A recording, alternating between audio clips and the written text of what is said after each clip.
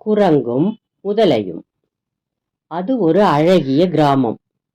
அந்த கிராமத்தின் பக்கத்தில் மின்னிக் கொண்டிருக்கும் பொன்மலை ஒன்று இருந்தது.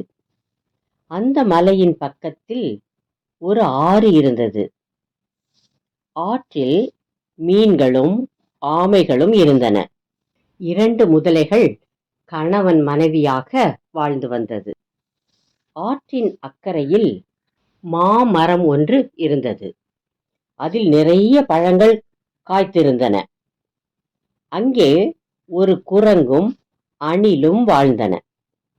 அவைகள் தினமும் பழங்களை சுவைத்து சாப்பிட்டு மகிழ்ந்தன.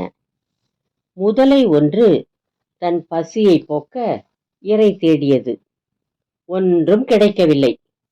ஆகவே முதலை அக்கறைக்கு வந்து மாமரத்தில் உள்ள மரத்தை பார்த்து, அங்கே குரங்கும் அணிலும் மாம்பழங்களை சாப்பிட்டு கொண்டிருக்கிறதைக் கண்டு, முதலை குரங்கை பார்த்து, குரங்காரே, நான் பசியாயிருக்கிறேன், எனக்கும் மாம்பழங்களை பறித்து போடு என்றது.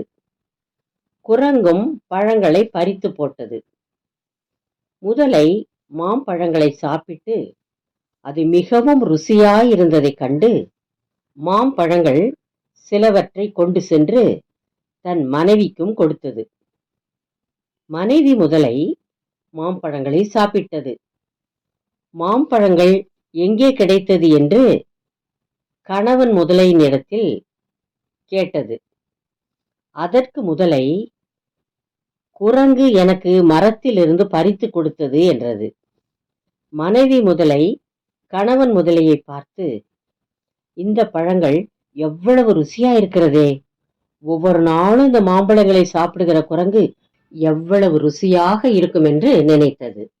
ஆகவே நான் குரங்கின் இதயத்தை சாப்பிட்டால் எவ்வளவு ருசியாக இருக்கும் என நினைத்து குரங்கை அழைத்து வா என்றது.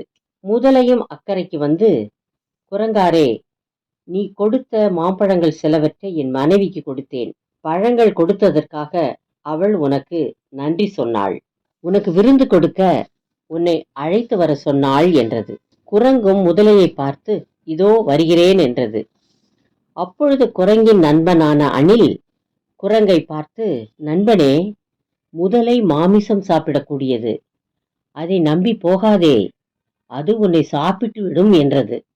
குரங்கு நண்பனான அணில் சொல்வதை கேட்காமல் மரத்திலிருந்து கீழே இறங்கி, முதலையே, எனக்கு நீச்சல் தெரியாது, நான் எப்படி மறுகரைக்கு வர முடியும் என்றது. அதற்கு முதலை, என் முதுகில் ஏறிக்கொள், நான் உன்னை அழைத்து செல்லுகிறேன் என்றது. அப்படியே குரங்கு முதலையின் முதுகில் அமர்ந்தது.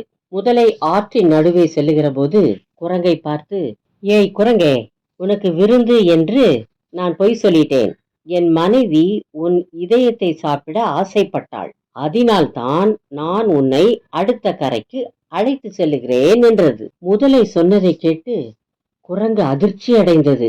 குரங்கு எப்படியாவது முதலையினிடத்திலிருந்து தப்பிக்க நினைத்தது.